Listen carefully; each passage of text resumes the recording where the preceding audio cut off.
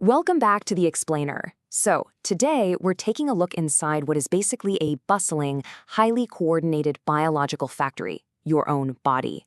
We are tracking the journey of estrogen. Specifically, we're diving deep into estrogen metabolism. We'll be looking really closely at the liver and the gut, which honestly act as the ultimate processing and waste management plants for your hormones. If you've ever found yourself wondering how on earth your body actually clears out these incredibly powerful chemical messengers once they've done their job, well, you are in exactly the right place. Let's get into it. And here is our roadmap for today. We're going to cover understanding estrogen dominance, then look at Phase 1, biotransformation, followed by Phase 2, neutralization and packaging. After that, we'll meet the estrobolome and finally wrap up with restoring hormonal balance. All right, Section 1, Understanding Estrogen Dominance. Let's dive right into this by identifying the core problem. What actually happens when the factory floor backs up?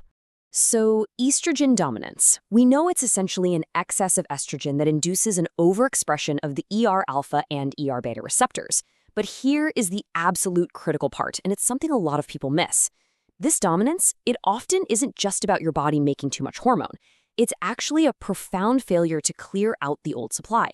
When your liver's detoxification pathways and your elimination routes are sluggish, well, the hormone just recirculates. It piles up and aggressively stimulates those receptors over and over again.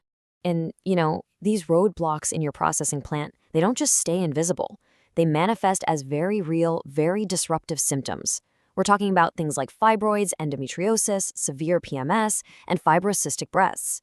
It even hits your metabolism and your brain, presenting as insulin resistance, terrible brain fog, and anxiety.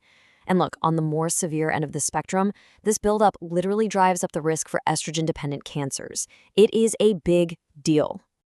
Which brings us to Section 2, Phase 1, biotransformation. Because to figure out how to stop this pileup, we need to know how the factory is supposed to work. So we're moving into the liver. When estrogen first arrives in the liver, it encounters the CYP450 enzymes. You can think of these guys like sorting machines on an assembly line. They convert the estrogen into one of three different metabolites. First, we have the CYP1A1 pathway, which makes 2-OHE. This is the weakest, most protective form. It's the safe path, the one we want. Second is the CYP1B1 pathway, making 4-OHE, which is highly volatile. And third, the CYP3A4 pathway creates 16-alpha-OHE. This one has a massive binding affinity for estrogen receptors and highly proliferative effects. Basically, if this 16-alpha pathway gets overused, you're looking at the highest risk for things like fibroids and breast cancer. Now, what's really fascinating here is the specific molecular structure of that second metabolite we just mentioned, 4-hydroxyesterone or 4-OHE. It is a highly reactive intermediate created right there on the factory floor. And because it's pro-carcinogenic, the second your liver creates 4-OHE, the clock starts ticking. The body absolutely must neutralize it immediately, or it poses a serious threat to the entire system. So how exactly does the body handle those dangerous intermediates? That brings us to Section 3, Phase 2, neutralization and packaging. This is where the body tries to make these volatile compounds completely safe for exit. And the crucial point here is what we call the COMT bottleneck. COMT is an enzyme that basically acts as the factory's safety inspector. It is strictly responsible for methylating that dangerous 4-OHE, turning it into a protective, unreactive waste product that can safely leave your body through urine or bile. But if this methylation process is compromised, say you're lacking key nutrients like B vitamins, or maybe you have a genetic mutation like a COMT S&P, we have a huge problem. That 4-OHE converts into quinones, and these quinones cause direct oxidative damage to your DNA, which drastically spikes cancer risks. Scary stuff, right? Now, assuming Phase 1 and Phase 2 go off without a hitch, the nicely packaged estrogen gets sent down to the gut for elimination. But the story doesn't end there. Welcome to Section 4. Meet the estrobolome. Let's head down to the gut, the body's final waste disposal and recycling center.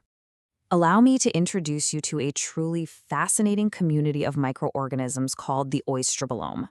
This is a collection of specific gut microbes that are uniquely capable of metabolizing estrogens. When your gut microbiome is healthy and balanced, it produces just the right amount of enzymes to maintain estrogen homeostasis. It makes sure the waste is actually pushed out of the body for good. But who is actually doing the heavy lifting down there? Well, meet your microscopic gatekeepers. Certain bacteria, like specific species of Bacteroides and E. coli, manufacture an enzyme called beta-glucuronidase.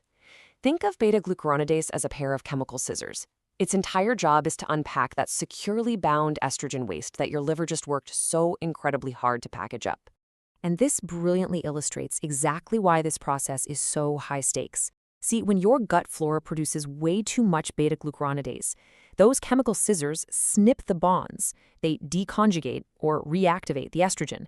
So instead of leaving your body as waste like it's supposed to, this rogue, unpacked estrogen gets reabsorbed right through the intestinal wall and back into the enterohepatic circulation. It dumps straight back into your bloodstream, adding a massive, totally unnecessary load to your total estrogen levels. Ultimately, the estrobolum's activity is all about balance. If you have too many of these beta-glucuronidase-producing bacteria, you get a surge of circulating estrogen. That heavily drives estrogen dominance and conditions like endometriosis. On the flip side, though, if you have too little beta-glucuronidase activity, you drop your estrogen levels too low and potentially increase androgen biosynthesis, which fuels conditions like PCOS. It's crazy to think about, but the bugs in your gut are literally turning the dials on your systemic hormone levels. So, knowing all the exact spots on the factory floor where estrogen processing can just totally break down, how do we fix the assembly line? Let's move into Section 5, Restoring Hormonal Balance. Here's a really structured look at how we can use specific nutrition to support every single stage of this pathway. For phase 1, we want to prioritize that safe CYP1A1 pathway and the conjugation process.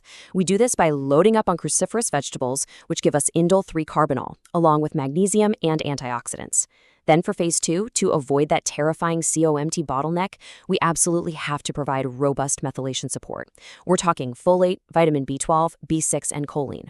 And finally, down in the gut, if your beta-glucuronidase is running too high, we can inhibit it using calcium D-glucarate and foods packed with glucaric acid, things like mung bean sprouts and apples. Add in a bunch of dietary fiber to make sure those deactivated hormones are physically swept out of the digestive tract, and you're golden. Which brings us to the end of today's explainer, and to a question I really want you to chew on. Is your gut microbiome secretly unpacking and recirculating toxins every single day?